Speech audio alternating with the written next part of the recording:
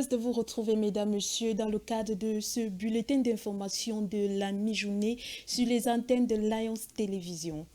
Ouvrant ce journal en économie, le directeur général de l'Agence de régulation et de télécommunications, en abrégé ART, le professeur Philemon Zozamé, vient d'infliger une sanction financière à hauteur de 2,6 milliards de francs CFA aux opérateurs Orange et MTN Cameroun pour non-respect de leur engagement contractuel. Le point sur cette situation dans ce reportage. Et la qualité des services de consommation électronique, la transparence tarifaire et du non-respect des autres engagements contractuels, le professeur Philemon Zozamé, directeur général de l'Agence de régulation de télécommunications, a infligé des sanctions financières sévères à Orange et MTN Cameroun d'une somme de 2,6 milliards de francs CFA, dans un contexte marqué par l'évolution numérique et la nécessité de garantir aux citoyens camerounais un accès équitable et fluide aux services de ces opérateurs de télécommunications. Des tarifications désobligeantes ont été observées suite à une série de contrôles menés par les agents assermentés de l'ART durant le mois d'avril et mai 2024. Ces contrôles ayant été effectués sous plusieurs axes stratégiques du Cameroun, notamment l'axe Yaoundé-Mbalmayo et Bolova-Kiosi et Yaoundé-Mbalmayo et Bolova-Mintom-Tam, ainsi que dans les grandes villes de Douala, y compris des vérifications spécifiques conduites dans les locaux d'Orange et MTN Cameroun sur des pratiques tarifaires inférieures au seuil exigé dans le cahier de charges de ces opérateurs et la violation des droits de consommateurs. Tous ces éléments qui montrent à suffire la sanction infligée à Orange Cameroun à hauteur de 1,4 milliard de francs CFA pour non-respect des obligations de couverture de qualité du réseau, 200 millions de francs CFA pour non-conformité aux règles de tarification. MTN, quant à lui, écope de 1 milliard de francs CFA pour manquement en matière de couverture de qualité. Notons que ces sanctions s'inscrivent dans le cadre des prérogatives conférées à l'ART par le décret numéro 2013-0399 du 27 février 2013 qui garantit le droit de consommation à un service de qualité et ce sur l'ensemble du territoire camerounais. Les grandes vacances sont une période pendant laquelle les élèves du primaire et du secondaire profitent pour exercer les petits métiers, assister aussi aux cours de vacances et prendre part aux activités de loisirs. C'est également un moment idoine pour certains de se lancer dans les activités génératrices de revenus afin de préparer leur future année scolaire. D'aucuns préfèrent les passer en campagne pendant que d'autres choisissent les grandes agglomérations. Dominique Owanja nous fait l'économie de cette actualité. Voici son reportage. Les grandes vacances sont désormais là, période pendant laquelle les élèves de la maternelle, du primaire, du secondaire et du supérieur profitent pour exercer les petits métiers après 9 mois de classe. Pendant ces grandes vacances, le lundi, le mardi et le mercredi, on passe notre temps de l'heure à jouer aux cartes, à la marelle et au ludo. Ça se passe bien. Et on revient pour suivre la télé. Et le mercredi et le mardi et le jeudi, on va au cours d'anglais pour aller faire des cours. Pour que ça nous aide dans la vie. Un break plus ou moins mérité après les peines endurées pendant toute l'année scolaire. Le vœu de chacun étant de passer ces moments de joie et de liberté, soit auprès des amis, soit auprès des plus proches en famille. Période pouvant se passer en ville ou en zone rurale. À en croire certains parents, c'est un moment idoine pour les enfants de passer les grandes vacances au village. Avec les grands-parents, question de s'imprégner de certaines valeurs culturelles, traditionnelles et ancestrales. Et également de prendre part aux activités de loisirs et sportifs tels que les championnats de grandes vacances. Présentement, mes enfants sont en vacances au village avec leur grand-mère et madame aussi. Ils ont des travaux champêtres et la deuxième préoccupation, c'est s'habituer à leur langue maternelle. Comme nos familles actuellement sont dans des conflits, c'est pourquoi certaines personnes préfèrent se rétracter et vivre avec leurs enfants. Parce qu'avant, ce n'était pas comme ça. Avant, les enfants allaient au village, on savait que la grand-mère est là-bas. Tellement que le temps passe et la société se transforme de manière négative, les gens ont peur. D'autres, par contre, préféreraient que leur progéniture passe les grandes vacances dans les grandes métropoles. Ceci constitue un lieu par excellence de l'exercice de certaines activités génératrices de revenus. Activités leur permettant de couvrir les frais de scolarité dans le souci de mieux préparer la future rentrée scolaire. C'est que les temps sont devenus durs. Il faut aussi envoyer l'enfant à l'eau chercher l'argent pour aussi pouvoir m'aider aussi à acheter les cahiers, les chaussures et tout. Tu ne peux pas rester sur place comme ça, tu joins les deux bouts. Il faut aussi que l'enfant aille aussi. Plus que tu achètes la marchandise beaucoup, plus tu as beaucoup de bénéfices. C'est comme ça. On vient aider maman si elle est fatiguée, si elle a besoin du repos, on vient l'aider. Surtout aussi c'est nos chantiers de vacances. Souvent c'est maman qui va.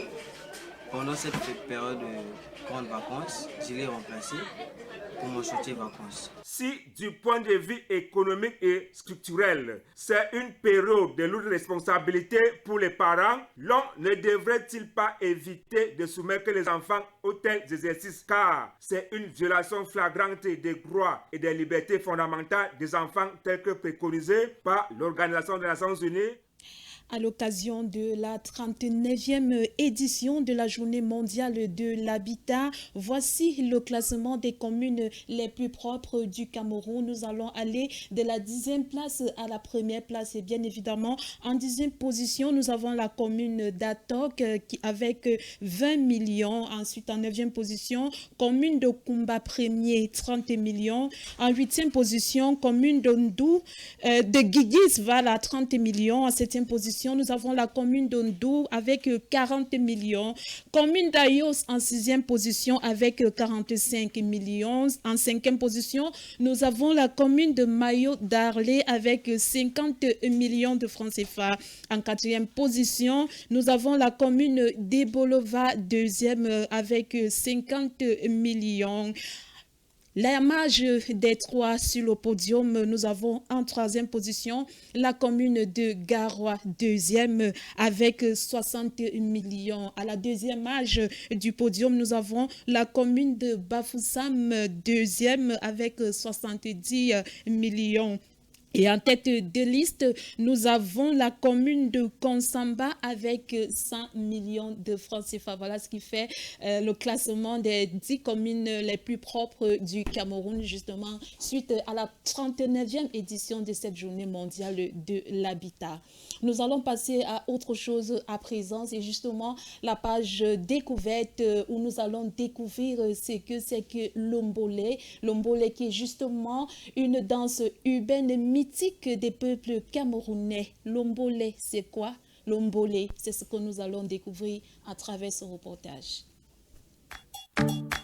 Genre musical urbain né à Yaoundé, plus précisément au quartier Kondongo, dans les années 2000-2010, le mbolé est un rythme dansant proche du bikouti, du makossa, du hip-hop et d'autres variétés. Le mbolé est une musique d'animation jouée dans des cérémonies, plus précisément lors des veillées funèbres. L'animation du mbolé consiste essentiellement en un groupe de chanteurs qui tapent dans les mains et dans d'autres instruments tels que le djembé et le makara, sans oublier des ustensiles tels que des couvercles de marmite, des seaux pour chanter leur quotidien ou pour flatter une tierce personne de leur choix. Né des percusseurs tels que Bertrand Loïc, Aristide Paco et Phil Massinga, l'Ombolé a été inspiré d'une de leurs animations populaires. Et à ce titre, plusieurs mélomanes ont décidé d'opter pour ce rythme, à l'instar des rythmeurs ABC avec leur chanson à succès Célébration.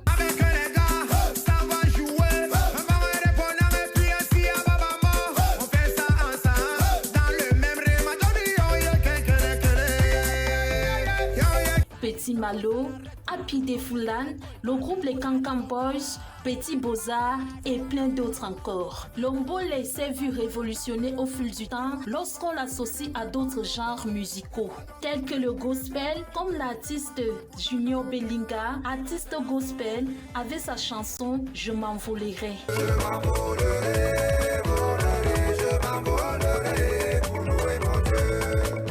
Des danses traditionnelles telles que le makune et les sani. L'ombole est riche aussi dans d'autres domaines artistiques tels que le cinéma à travers le film documentaire L'Ombole du Kwata, réalisé par Yannick Mincha en 2022, qui a remporté l'écran du meilleur film long métrage Afrique centrale à la 26e édition du festival Écran Noir. En somme, l'ombole est un rythme qui ne cesse de prendre son envol et son ampleur et qui est conseillé à consommer sans modération.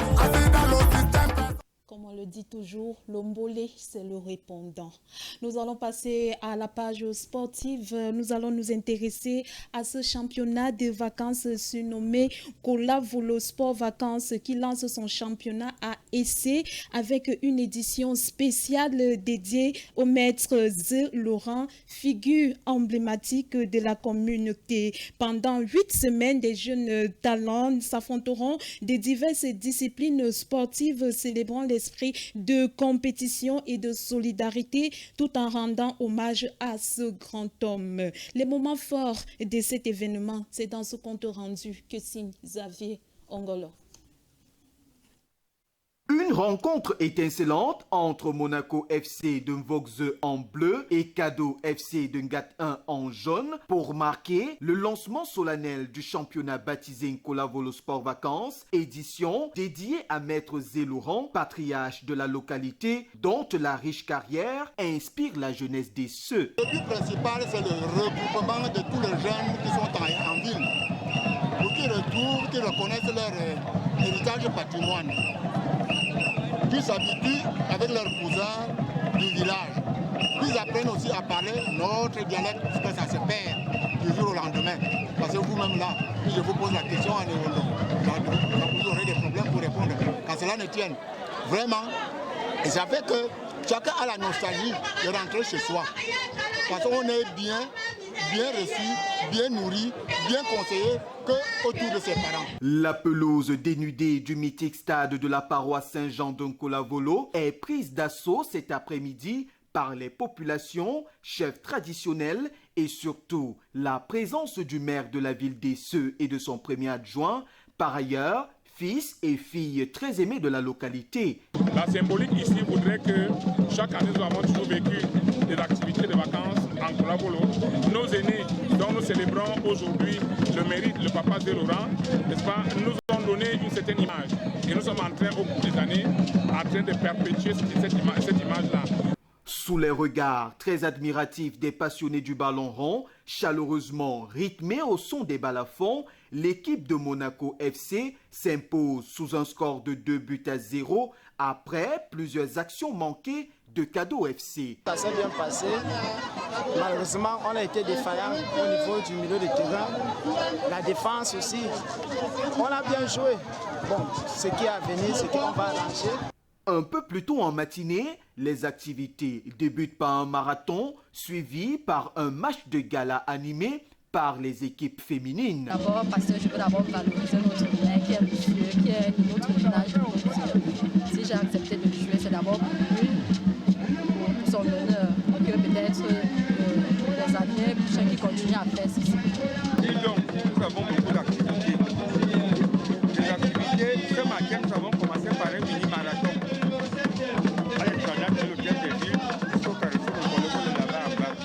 Il y avait les femmes, les seniors et les juniors. L'arrivée a été ouverte par le directeur, celui-là qui s'occupe de l'installation matérielle des manifestations sportives.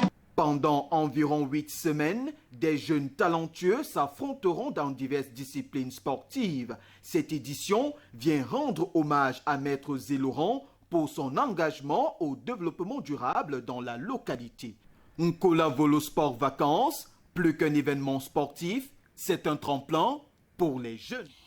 hors de nos frontières à présent, les 6 et 7 juillet 2025 dernier, les dirigeants des pays membres des groupes BRICS se sont réunis à Rio de Janeiro pour un sommet consacré à la gouvernance mondiale, aux questions économiques et à la transition climatique.